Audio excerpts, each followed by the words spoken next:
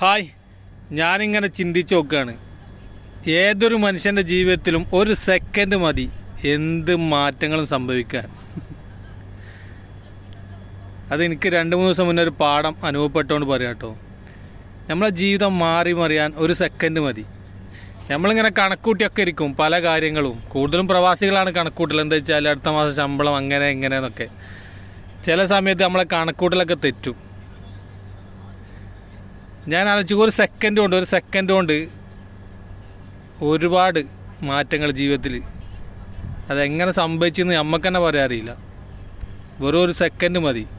അപ്പോൾ ഈ വെറുപ്പും വിദ്വേഷമൊക്കെ വെച്ച് കിടക്കുന്ന ആൾക്കാർ ചിന്തിക്കുക എന്താ വെച്ചാൽ, ജീവിതത്തിൽ എന്തും സംഭവിക്കാൻ, നല്ലത് വരാനും ചീത്തത് വരാനും സങ്കടം വരാനും ഒക്കെ ഒരു സെക്കൻഡ് മതി. ഒരു സെക്കൻഡ് കണ്ണ് ചിമ്പി തുറക്കുമ്പോഴേക്ക് സംഭവിക്കുന്ന കാര്യങ്ങൾ. അപ്പോൾ എല്ലാവരും എന്താ വെച്ചാൽ മനസ്സിലാക്കുക, വെറുപ്പും വിദ്വേഷമൊക്കെ വെച്ചിട്ട് കുറേ ആൾക്കാർ അങ്ങോട്ട് ഇങ്ങോട്ട് പറഞ്ഞിട്ട് ഒരുപാട് ആൾക്കാർ ഒന്നും ഉണ്ടാക്കാൻ കഴിയൂല, ഒന്നോട്ട് അടി എത്തൂല, 3 കണ്ട തുണിയിലായിട്ട് പോവുകയും ചെയ്യും. ഞാൻ എൻ്റെ അനുഭവം പറയാം. ഒരു സെക്കൻഡ് ഞാൻ തന്നെ പിന്നെ ഉറക്കത്തിലോടും വിചാരിക്കാത്ത കാര്യം പെട്ടെന്ന് സംഭവിച്ച്. ഒന്നും പറ്റിയിട്ടൊന്നുമില്ല. അല്ല, നമ്മളാ കണക്കൂട്ടലൊക്കെ ഉണ്ടല്ലോ, ഓരോ പ്രവാസികളും മാസം ശമ്പളം കിട്ടുമ്പോൾ ഓരോ കണക്കൂട്ടലുണ്ടാവും. അത് തെറ്റാനൊരു സെക്കൻഡ് മതി.